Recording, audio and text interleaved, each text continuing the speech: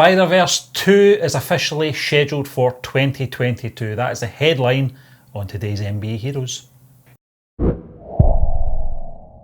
Yes, Stephen, this one is, of course, coming in from Rotten Tomatoes, the website which you, I know, love for one specific reason, which we'll not get into here, and it's not even remotely on topic anyway. But yes, as you did say, Spider-Verse 2 has officially been announced, Stephen, the worst-kept secret in the history of humanity.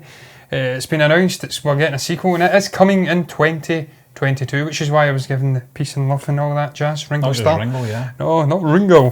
But first and foremost, I'm just delighted to see this is getting announced, because I really did enjoy the first Spider-Verse movie. It was probably my second favourite Spider-Man movie of all time. I just thought it was magnificent on a technical level, on a visual level, on every level, acting, voice acting, what they managed to accomplish with the fractured multiple personalities coming out, and just the way, it was just a wonderful movie. What's your thoughts, Stephen? First and foremost on it being announced, and then on why the hell they've staggered this along with the likes of Black Panther 2 when we already knew they were happening, and they could have just gave us it all in the winner. It's a strange one, John. I can't obviously answer the thinking behind the Comic-Con announcements, other than they were so focused on Phase 4 it was not real. They did miss a few things out, this being one of them.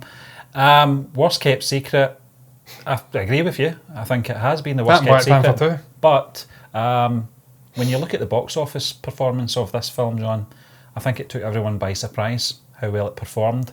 Away from the sort of financial benefits of this film's performance, it was an excellent film, an absolute amazing film. I did a review for this on Christmas Day last year. Fantastically put together piece of work from 3 directors, I'm sure. Yeah, anyway. three directors, yes, which blew my mind. You had 80 visual effects guys working on it, which you could see. It was an absolutely stunning piece of work, which I thoroughly enjoyed. I thought the experience of this at the cinema was one that I will not forget. Just the visuals, the colours, the styles as well, the characters. You can't forget the characters. Nick Cage back in a superhero movie. Yeah, he loves it, and he's very good at it. Just a shame his uncle doesn't. And that's the other thing as well, John. The cast. You can't forget the cast. Amazing. Just a collection of superstars in there, all want to do their bit for this film. Yes, Haley Steinfeld was in there, Stephen, Jake Johnson, also Mahershala Ali, Brian Tyree Henry, Nicolas Cage, John Mulaney. It was just a wonderfully assembled cast, and they just all seemed to bounce off each other magically. The voice work was just second to none. Visually, it was just an absolute masterpiece, and I think that's why it did. I'm pretty sure it won Best Animated at the Oscars. And even just the utilisation of Miles Morales. This was a lesser known character. I was aware of him. I have obviously been watching cartoons and whatnot, Spider-Man and whatnot. Spider-Man's always been my favourite, perhaps, comic book character, as an aside to perhaps Superman and obviously certainly from Marvel, Batman, is my favourite. Yeah, he's one of the towering figures in the Marvel comics. Also, the great Stan Lee created him from very noble. Oh, that towering John, he protected in Endgame. Yeah, he was quite small in actual physical height. I think he was only about 5'7" or something. But yeah, he needed protecting from all his aunties. Yes, it's not Uncle Dennis, it's Auntie. I don't know, Denise in this case. We always like to speak about Ewan McGregor and fling that in. But Stephen, it was just a magically crafted movie, as you did say. 3 directors.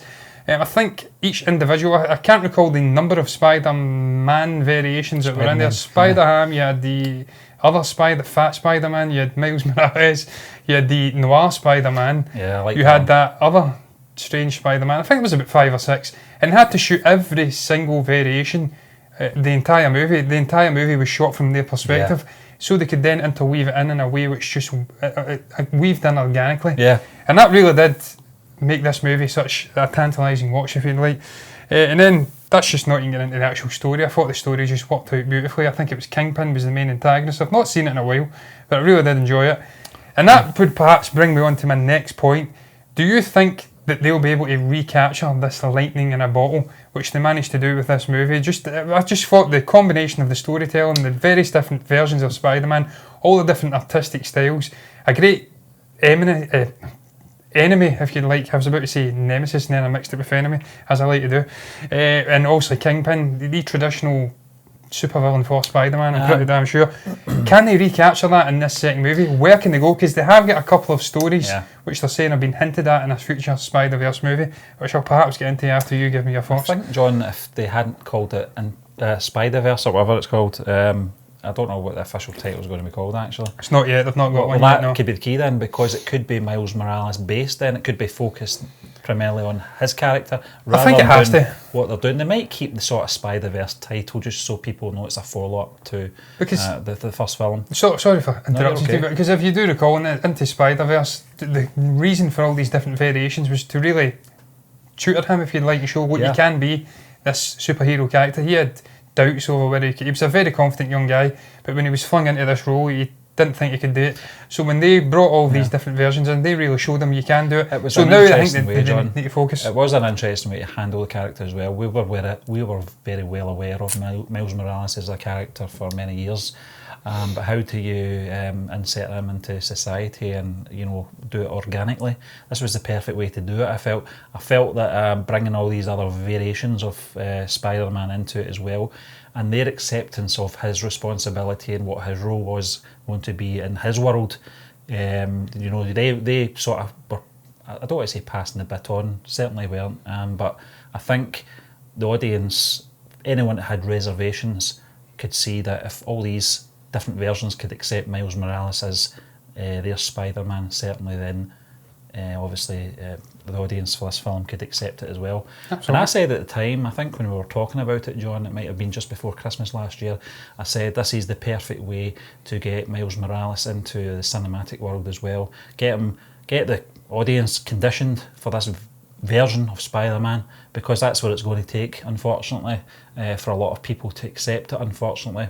Well, the general audience. I think we know the reasons why with certain people. Yeah. But I think it's an interesting spin as well. The fact that there was a variation of Peter Parker in there as well.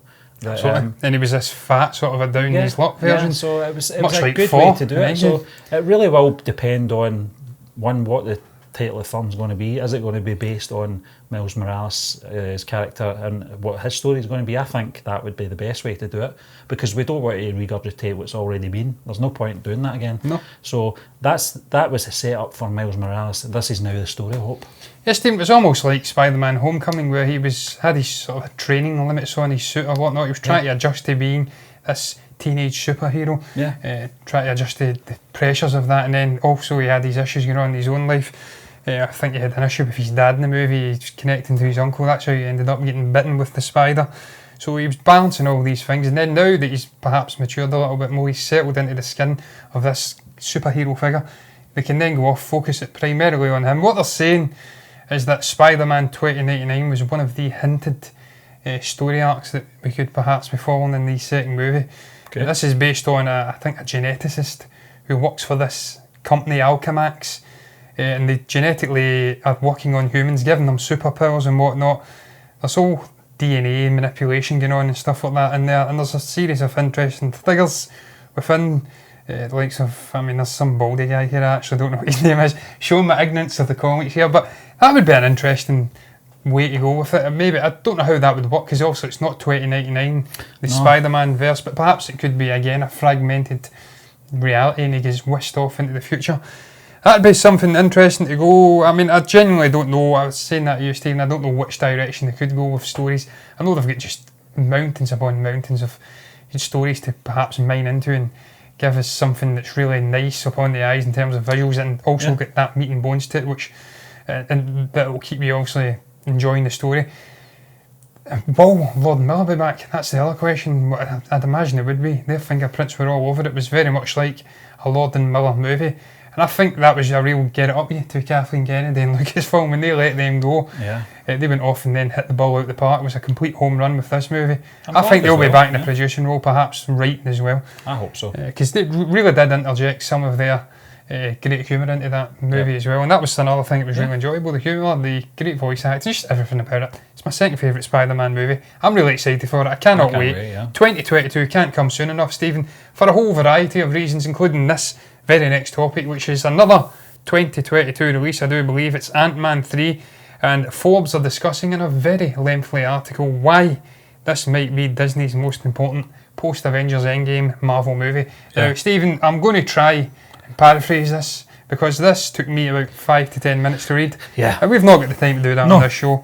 Essentially what they're saying is that because the movie, obviously the events of Ant-Man and the Wasp and then getting into Endgame, there was a huge jump of 5 years his young daughter is now a teenager. Yeah, Cassie, yeah. Yeah, they can't get back to what we were seeing in the events of Ant-Man and the Wasp, so they're having to do a time jump, and that could have ramifications for the character, for the story, for also Peyton Reed coming back and what direction he's going to take it. It could even set up a young Avengers story, Stephen, they're saying, with also Cassie Lang, I think he says, perhaps being a primary figure in it. Is that something you'd like to see? Do you agree with them? That we could perhaps see maybe a darker story, or maybe it will maintain its airy, comedic type story, and it may set up something even more grandiose. The handling of the character Cassie, it was played by, I think, Abby Ryder Forston was the young girl. She was one of the stars of the first two movies. I thought her relationship with Paul Rudd, just the humour between both of them was just perfect. You know, they were right father and daughter sort of act. The girl that replaced, I think it was Emma Furman, I think her name was. It played obviously the teenage version, but she looked more sort of in her 20s than early teens. Yeah, she certainly was. It was a bit jarring, but obviously they had to explain the 5 years, unless obviously she was snapped out of existence as well, but didn't serve the story well. So something that crossed my mind when I was watching Endgame was obviously how are they going to handle that for future films. It did cross my mind, John, I've got to be honest, it was quite standoutish. And obviously the stepfather, I can't remember the chap's name. I can't recall his name either. He was a bit of a guy. He was a police officer, wasn't he? He was okay. He had a good relationship with Scott Lang, but obviously the ex-wife as well. So it's going to be very interesting to see where they go with it. Now, the question you asked me, John, I think they should go off and do different things now. I think that's that side of the sort of family life that obviously Scott Lang had in those first two films has been done. We've covered that now. I think it's time to maybe focus more on sort of Pym's sort of family side of things, his daughter, the relationship between Scott Lang and, I can't remember her name. Hope Van Dyne. Hope, yeah. And obviously the Michelle Pfeiffer character, the mother. So, I think that's where they should be going with it. We obviously got more of that in Ant-Man and the Wasp, but Michelle Pfeiffer coming in at the very last maybe 20 minutes of the film. So it really depends. I don't really want to see them keep doing the same thing over and over again. So if they can go off and do something differently, I think they have to now anyway, because of obviously the way the Russos have handled the character in Endgame. So it makes sense that they try something different. Yes, Stephen, I don't think they can do the darker, more grittier storytelling, which the Peyton Reed can do, the darker, more grittier storytelling, which they perhaps allude to being another possibility for this movie. Obviously focusing on the effects of that 5-year gap and the relationship with Scott and also his daughter. I don't think that's something that I don't want to say he's not capable of doing it, because he's a great director, but he's usually more light, more comedic in his directing. And I think that you want to maybe maintain that style and that what we've seen in the previous movies. They do hint, or they don't hint, they actually full on say that he is going to be the first director in the MCU to have perhaps completed a trilogy of movies. Also, James Gunn would have been until that furore over the tweets and they had to leave and then come back. So he's going to be the first guy to start a movie and then do 3 subsequent, or do 2 more movies after it. So that's going to be great to see his creative vision for this character and the overarching story for him being perhaps fulfilled. I don't know if we'll get more Ant-Man movies in the future, but I don't think they can do a darker version. I think it will be a continuation with the comedy, the relationship with him and obviously Hope Van Dyne, that love-hate relationship between Hank Pym and Scott. I mean, I know he kind of mentors him, he sees the greatness within him. You see that in the very first Ant-Man movie. He's this sort of a down in his luck petty criminal who's also an engineer, which makes no sense. Well, he saw the potential. Yeah, he saw the potential. So but again, he can't quite get on with some of his personality traits, just his stupidity at times and the way he does things.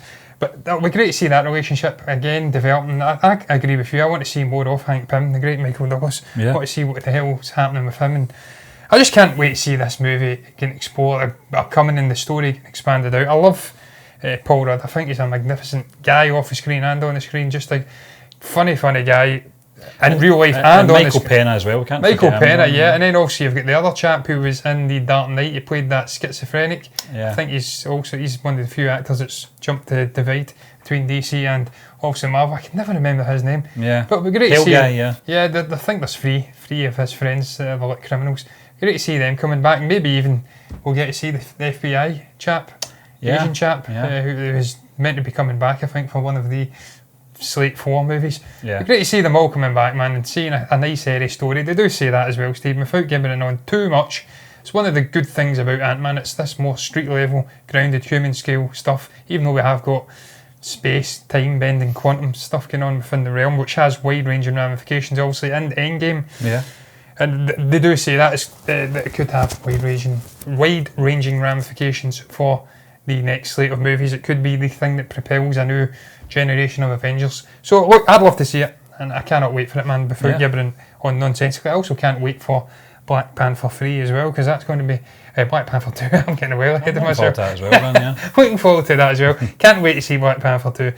The more the better. But look, Stephen, I'm going to move on because I am well and truly done with that topic. It's been stretched out way too long. It's just a release date, and I'm talking about what could happen and what couldn't happen. And we're going to move on to the final topic on that note, because I am done.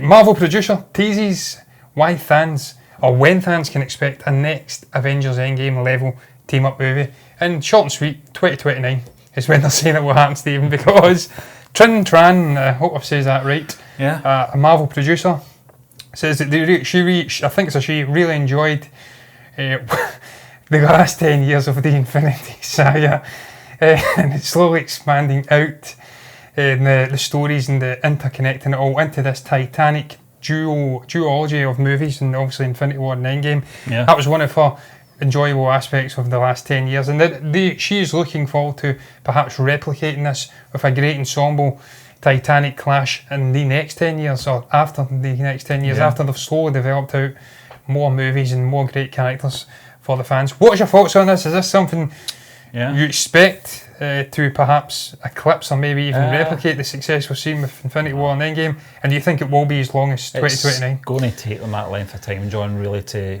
push these characters now, because you've lost two of the primary characters in Captain America and Iron Man. So I didn't think it would be as long as that, I've got to be honest. So we're talking 10 years from now. So they've got 10 years of build-up. Phase 4 is going to be hugely important for Marvel over the next 2.5 years, John, or whenever it kicks off. Yes. But it's going to last 2.5 years. It's going to be a time for the likes of Black Panther, Captain Marvel. I'm trying to think of some other characters here, John. They would step into that sort of, we talked about this, they would step into the Tony Stark role, the Captain America role. I think you'll see some of the Eternals going in there, Stephen, the chap that... But we did talk, John, it would have to be somebody more earthbound, wouldn't it? That someone perhaps, that's more like Black Panther, you know, because we did speak about Captain Marvel. Maybe Shang-Chi. We talked about him as well, so it would make sense, but it really depends on how well that film performs, John, as well, and how much investment they'll get for that sort of story.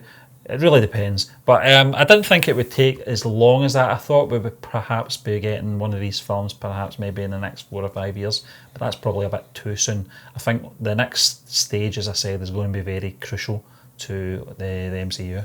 Well, Stephen, they did hint that I think Phase 4 would be, and the next slate of movies and story, the next saga, if you like, would be more celestial in its scale, more space adventure, and I think with Captain Marvel being one of the primary ones, helming it, like it or not. Obviously, as Guardians of the Galaxy, we've got Chris Hemsworth coming back as Force. Penny are signing on to a new deal. Obviously, the Eternals being one of the first movies. That's why I was mentioning it was actually a Karis I was perhaps suggesting could be a big figure in the next saga. I don't know whether he ever teams up and is even remotely connected to the more human scale Avengers. I've no idea. But certainly they are earthbound. I think they're firmly within the shadows in Earth, and then they come out and obviously deal with something that's going on, a crisis if you'd like. I don't know where we could see the next story going. I've not got a clue. I'm not even remotely well versed enough in the comics to be able to say with any degree of confidence where the next Titanic clash could be. I think it'd probably be a Galactus or something like that, though. Maybe something that can be a fitting villain for something like the Eternals. In terms of human scale battles, I think again Shang-Chi would be a likely candidate. I think we're seeing the end of Clinton Barton. I think he's probably going off into the sunset once that Hawkeye TV show happens, and I think he passes, I was about to say baton, but the bow over to I think his daughter, that is, which also gets set up in the beginning shots of Endgame. We see she's quite a shot. But look, all in all, I just cannot wait, man. I cannot wait to get into this next saga. I thoroughly enjoyed the Infinity Saga, and educated me in a lot of ways, and the comics and these great stories and characters that I'd never heard of, and I expect the same to happen in the next 10 years, if touch wood.